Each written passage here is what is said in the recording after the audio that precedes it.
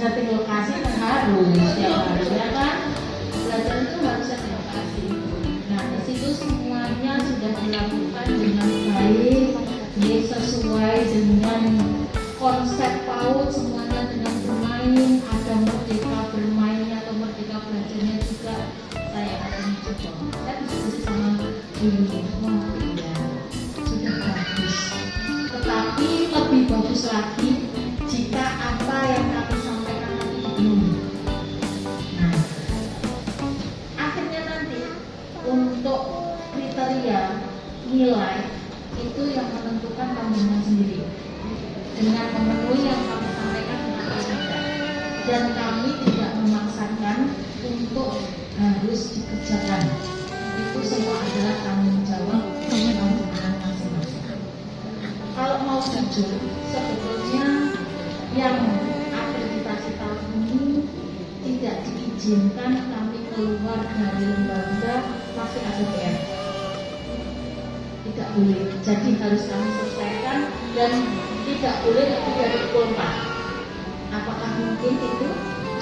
Nah, akhirnya kami berdua berkesepakatan memberi waktu seperti yang panjenengan minta supaya kekurangan-kekurangan dapat dipenuhi.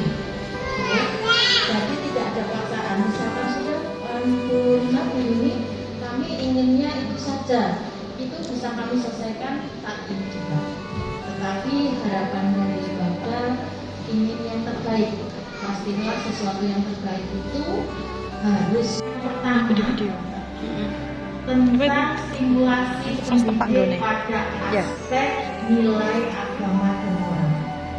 Di sini sudah dilakukan dengan baik, sudah dilakukan dengan baik, sudah dengan metode yang menyenangkan, dengan bercerita, tetapi harus dilakukan secara konsisten, teratur, ada berkala, dibarengi dengan perencanaan dan juga penilaiannya.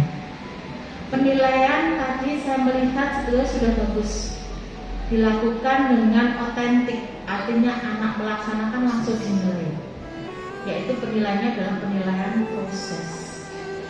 Itu saya akui jempol. Cuman hari ini kami belum melihat fisiknya secara keseluruhan karena masih proses dikerjakan, ya, diteruskan yang belum selesai nanti. Nah, itu yang akan kami tunggu.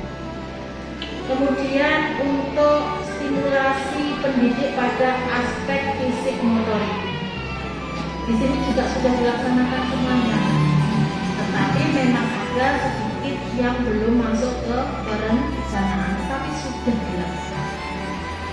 Jadi di situ sesuai kesepakatan panjenengan akan memenuhinya, memenuhi seperti yang kami sampaikan tadi.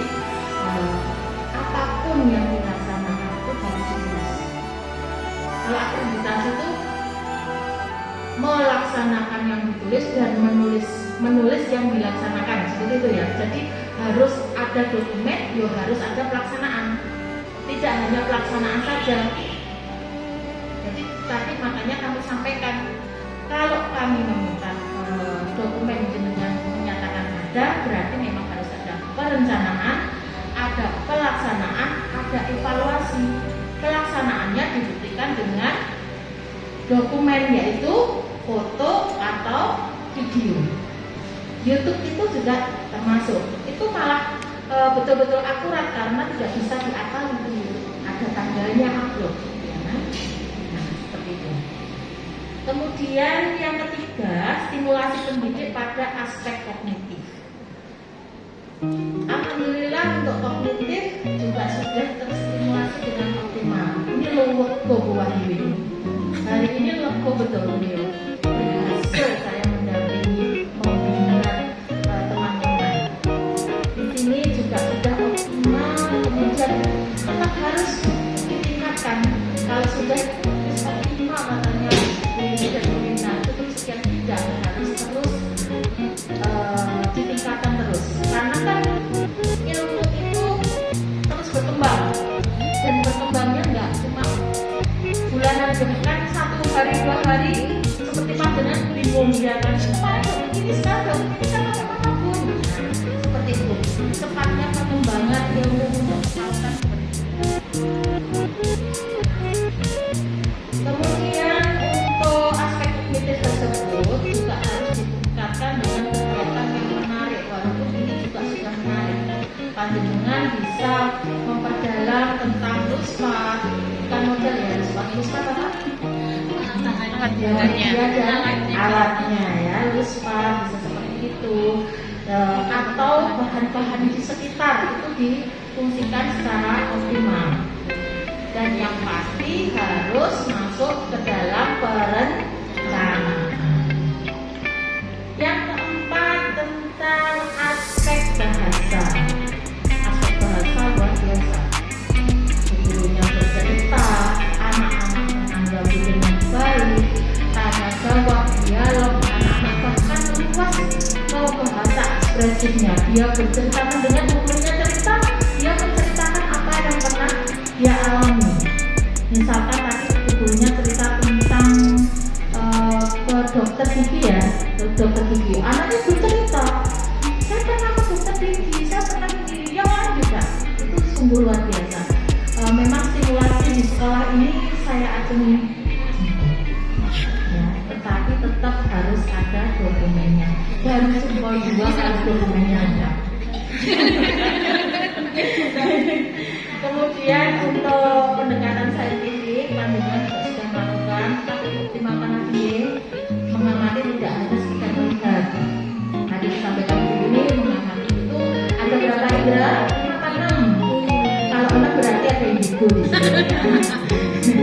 Cukup 5 saja, itu dimanfaatkan. Lanjutnya, stimulasi pendidik pada aspek sosial emosional. Ini sosial emosionalnya juga sudah terstimulasi dengan baik sesuai dengan perkembangan anak, sesuai dengan usia anak. Tetapi dokumentasi jangan dilupakan. Kayak gini loh, nilainya selalu nggak kok belum kalau ngajar tuh sudah lupa. Kayaknya Pak Yayasan perlu pasang CCTV. Jadi tinggal kopi saja masuk sudah nggak perlu yang begini kan sudah ya sekarang CCTV. Perkelas Pak itu enak sekali nanti dokumentasi. Itu dokumentasi juga bisa menjadi sebuah penilaian tertentu Pak. Jadi kalau saya melihat wanita di sini itu orang hebat-hebat. Artinya di sini untuk penilaian tidak bisa serta-merta atau ngaji katanya Bu ini ngarang buji, ngiling-ngiling tidak bisa seperti itu. Kasihan juga sih bu gurunya, karena bu gurunya sambil menilai, sambil ambil HP, ya kan? Nanti sama Pak Ketua Yayasan habis ini pasti dilengkapi CCTV semua. Amin. Loh, sudah saya bantu minta loh. Tahu kalau rasakan. Kemudian distimulasi pendidik pada proses pembelajaran. Ini sebetulnya juga sudah mendidik, tapi harus tetap dikuatkan, harus tetap ditingkatkan. Kemudian tadi sudah saya sebut di scientificnya itu juga harus dikuatkan. Pemanfaatan lingkungan sekitar. Lingkungan sekitar tadi adalah lapangan sekolah. Terus kemudian ada kemana? Apa? Enak kali enak ya apa? Nah tempat-tempat seperti tadi benih apa? Benih ikan, terus kemudian Indo boleh. Tetapi yang paling dekat saja misalkan ada industri, industri itu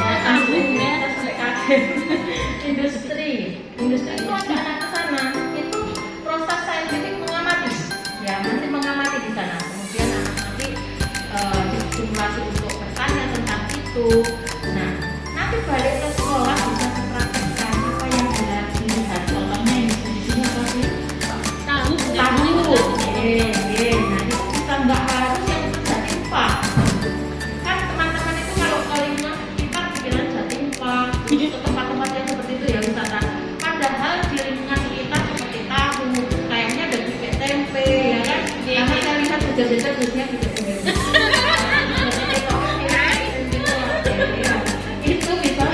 Itu bisa dijadikan sumber belajar. Yang ketujuh, fasilitasi satuan pendidikan untuk layanan belajar inovatif dan pengembangan profesionalitas mereka. Luar biasa Bapak ini saya sampaikan. Kami tadi hampir mengatakan tidak ada inovasi, karena yang disampaikan adalah STEAM ya, STEAM. Karena STEAM itu semua lembaga sudah melaksanakan, dari desa sampai kota dilaksanakan. Tetapi ada poin plusnya. Di kepala sekolahnya membuat inovasi sebuah buku panduan buat orang tua yang berbarcode. Dan barcode itu bisa QR code, ya, QR code yang bisa di-scan dan langsung dihubungkan dengan YouTube. Luar biasa ya. Jadi itu menjadi sebuah inovasi karena saya yakin banyak sekolah yang belum melakukan. Bahkan di kecamatan ini. Kayaknya perlu naik di sini.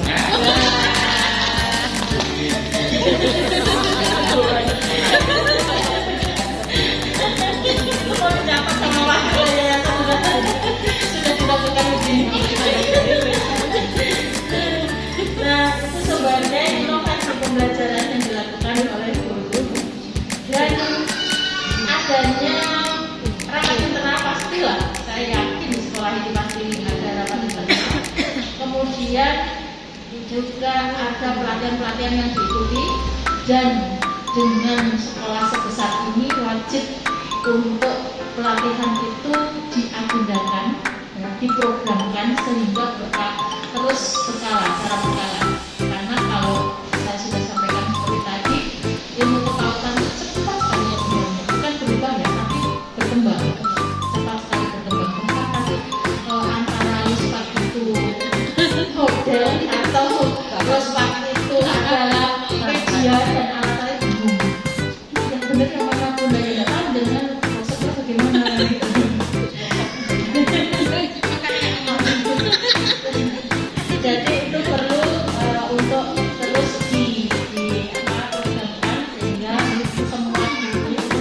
hebat-hebat ini, yang apa ya, semangatnya luar biasa ini, ilmunya harus berkembang dengan kualitas. Yang kedelapan, keamanan dan lingkungan. Yang paling singgung adalah standar operasional prosedur SOP. Sekolah ini hebat Pak, SOP-nya segini, tapi tidak pernah buka.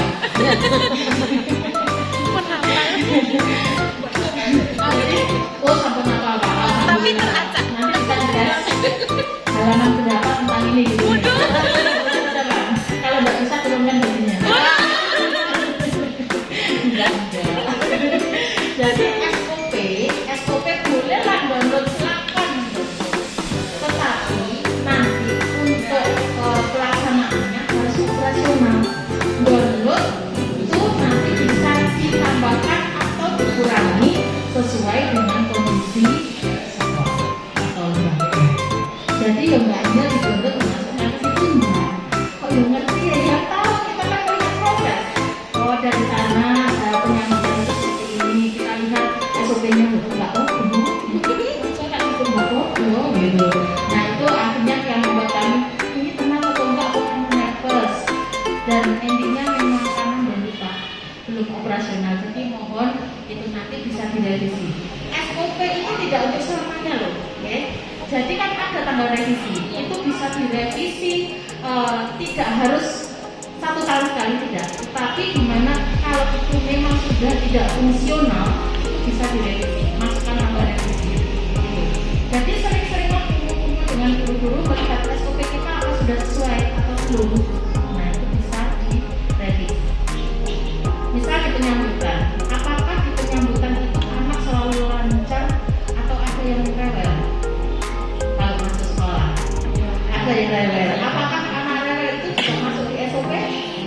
Nah, itu yang juga harus dimasukkan ke SOP. Bagaimana di saat ada anak yang rewel, penanganannya itu fungsinya dikatakan harus tepat. Kemudian dukungan orang tua, nah ini yang menarik. Ada dukungan orang tua yang tadi saya kaget, Mak, Kakak, oh ternyata kelompok kerja orang tua. Di sini yang dimasukkan adalah struktur dan program pelaksanaan. Sudah ada struktur dan program kerja? Baik, nanti enggak. Yang terakhir, struktur pembiasaan perilaku hidup sehat. Saya bersama ini mewawancarai semua guru bagaimana tentang makanan sehat gizi seimbang. Ternyata ada pengadaan catering untuk makanan sehat gizi seimbang. Boleh, tidak apa-apa, itu malah bagus karena memang semua anak sama dan terkondisikan dan ada jadwalnya. Kemudian pembiasaan cuci tangan menggunakan sabun. Nah ini perlu ditertibkan. Kalau memang SOP-nya datang cuci tangan, ya cuci tangan, tidak harus saja. Kalau memang setelah main SOP-nya cuci tangan, setelah main di semua, tidak siapa yang mau cuci tangan. Nah cuma satu yang mau atau 2 yang mau, tapi yang lain tidak. Nah itu perlu memang dibiasakan. Selanjutnya untuk kegiatan di luar kelas mendapatkan sinar matahari, kami sudah melihat senam di lapangan dan harus masuk perencanaan. Untuk minum air putih, kami juga sudah memotret anak-anak membawa bekal. Kemudian yang tidak bawa bekal, sekolah juga menyediakan, sudah bagus.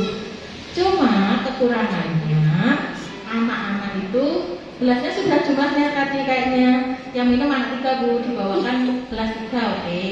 Tapi tidak tahu sana jumlahnya berapa, saya tidak tahu Bu. 3 untuk 1 kelas atau gimana? Dia nggak bawa cuma 3 Bu. Oh gitu. Jadi sejumlah anak Bunda diberi nama. Oke, sampai gantian ya. Nah itu nanti di kesehatannya kan berbahaya kalau anak ini flu terus yang ini sehat besok jadi ikut flu. Jadi sejumlah anak. Dan perlu dibiasakan minum air putih dengan jumlah yang cukup, nggak cuma sakit, gitu kan anak-anak cuma sakit, tapi mulai dibiasakan minum air putih dalam jumlah yang cukup. Mungkin itu temuannya itu dari temuannya bisa diterima. Bisa. Cocok kayaknya nih Pak. Alhamdulillah tidak banyak temuannya Bapak. Namun memang yang urgent di sini tadi adalah perencanaan. Itu adalah nyawa dari pembelajaran ini. Kami tidak bisa menjawab dia